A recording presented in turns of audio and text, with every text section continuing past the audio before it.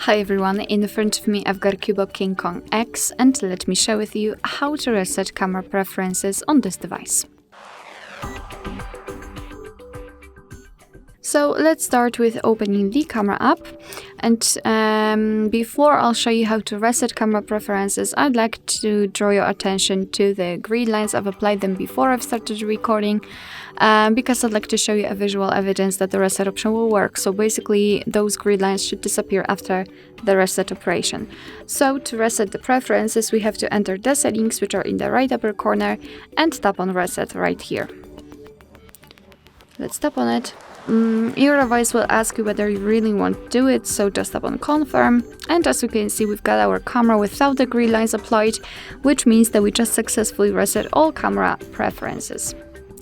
Alright, so that will be all. Thank you so much for watching. I hope that this video was helpful, and if it was, please hit the subscribe button and leave the thumbs up.